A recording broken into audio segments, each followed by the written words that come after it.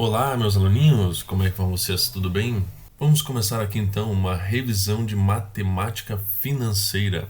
Vamos começar aqui com este gráfico, para a gente poder ter uma ideia de como é que se comporta os juros simples e os juros compostos, tá?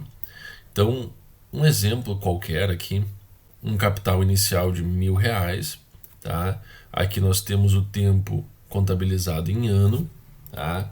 E aqui neste eixo nós temos o montante no eixo Y, tá certo?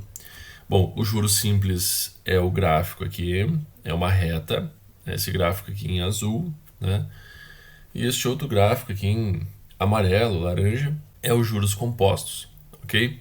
Então olha só, bom, dados um mesmo capital a uma mesma taxa I e a um mesmo prazo N, né, após um ano, no caso, como a taxa é anual, o tempo é o ano, tá?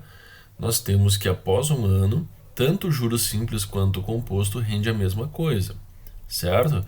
Mas vocês lembram o que foi dito em aula, né, para vocês? Vamos lá, vou ampliar aqui para a gente enxergar. Eu falei para vocês, eu indaguei vocês, e se eu fizer uma aplicação num período menor do que um ano? Se essa taxa aí ela é anual, se eu pegar, por exemplo, aqui meio ano, 0,5 de um ano, qual que rende mais, os juros simples ou os juros compostos, né? Lembro que eu expliquei para vocês. Vocês podem perceber que aqui, neste intervalo entre 0 e 1, o gráfico dos juros compostos está abaixo um pouco do gráfico dos juros simples, tá? Isso quer dizer o quê? Que se a taxa é anual, se eu aplicar num período menor do que um ano, vai render mais o simples do que o composto. Após um ano, pode ver que o gráfico do composto ele está acima do gráfico do simples, tá? Então, sempre que a taxa for mensal, num período menor do que um mês, rende mais o simples. Se a taxa for trimestral, num período menor do que um trimestre, o simples rende mais, tá? Após, rende o composto, tá certo? Então, nós temos que ter essa ideia muito bem clara na cabeça de vocês, tá?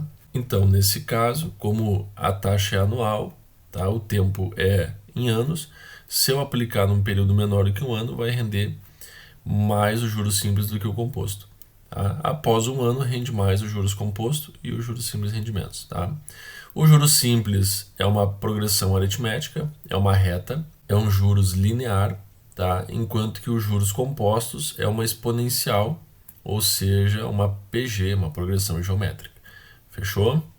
Muito bem. Vamos relembrar as formulinhas de juros simples. Tá? O juros é igual ao capital que multiplica a taxa vezes o tempo. Em sala de aula a gente utilizou CIT, tá ok?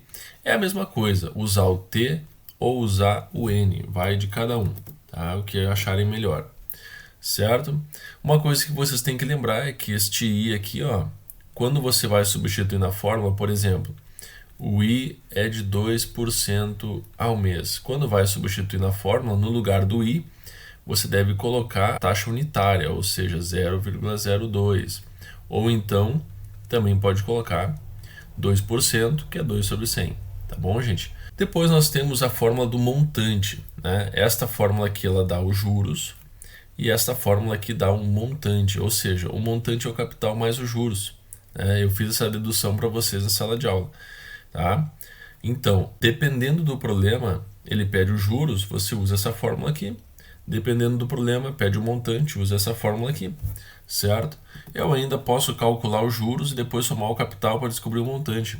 Então, a gente sabe, né, que o montante é o capital mais os juros. Muito importante, e foi bastante frisado em sala de aula, né, que no juros simples, 1% ao mês é igual a 12% ao ano, ou seja, é só você multiplicar pelo número de meses que tem o ano, tá? Se eu quiser transformar uma taxa mensal para ao trimestre, né? Ao trimestre são 3 meses. Então, por exemplo, 2% ao mês, um mês é 2%, 3 meses vai ser 6%, é só multiplicar 2 por 3. Também, para vir do ano para o mês, ou do ano para o trimestre, ou do ano para o quadrimestre, é muito simples, tá? A gente só tem que pensar 36% ao ano, tá?